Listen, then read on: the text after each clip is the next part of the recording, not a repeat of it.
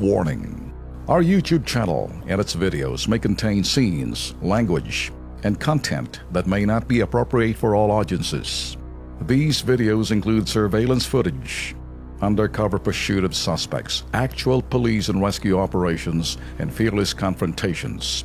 If you do not approve of the content, please do not watch our videos. If you wish to continue, we strongly advise that you proceed with caution. Viewers' discretion is advised. Bagamat pagkrampa ang kanilang mundo, pagtulong sa kapwa, sinisiguro. Kapag kumita ang grupo, sugod agad sa mga batang may sakit at kulang sa pondo. Alamin sa Kilos Pronto. Light muna tayo, bigang pugay ho natin ang isang grupo ho ng mga modelo na ang kinikita po nila sa modeling, binibigay po nila, pinaparte ho nila sa mga cancer patients. Magaling po ito. Panurin natin.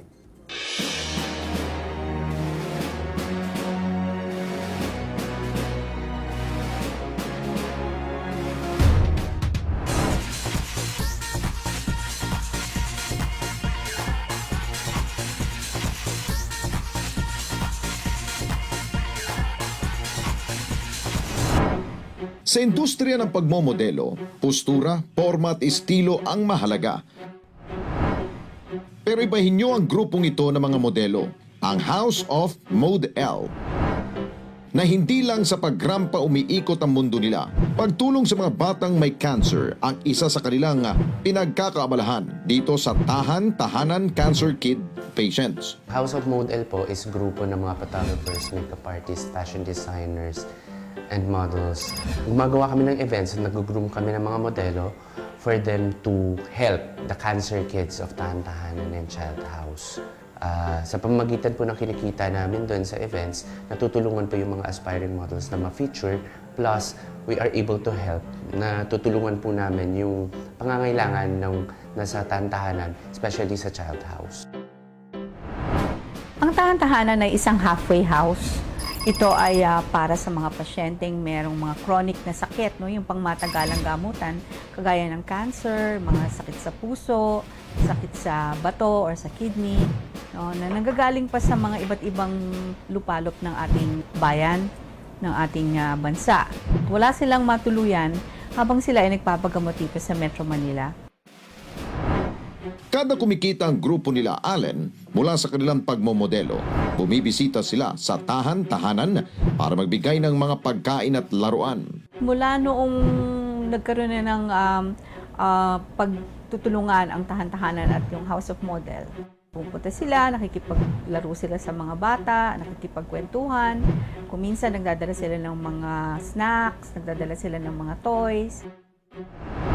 Puspusan at talagang sinusuportahan ng grupong ito ang kanilang advokasiyang tumulong sa mga cancer patients. Dahil ang mismong founder na si Allen, isang cancer patient survivor. I'm a cancer survivor before. Nung nagkasakit ako, everything stopped. Kahit na nag-nurse ako. Sinabi ko sa sarili ko na kapag gumaling ako, tutulungan ko yung mga batang nag-a-aspire na gumawa ng pangalan sa industriya at malipat naman sa kanila yung spotlight. Ang pagtulong posible sa mga taong may determinasyon, gaano man kaliit o kalaki ang halaga ng mga bagay na ibinibigay, basta taos-puso at may kalakip na pagmamahal. Siguradong magmamarka ito sa taong tinutulungan. Well, tutuwa kami, nagpapasalamat. Sana ituloy nila ang kanilang pag-volunteer dito.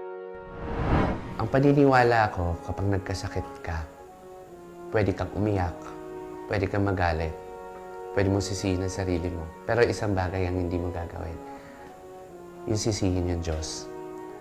Kasi sa huli, pagkatapos mo ng magalit, pagkatapos mong umiyak, ang tutulong lang sa'yo, yung Diyos. Dahil ang makakatulong lang sa'yo na gumaling, yung panalangin mo. Yun po ang paniniwala ko at yan po ang paniniwala ng House of Model.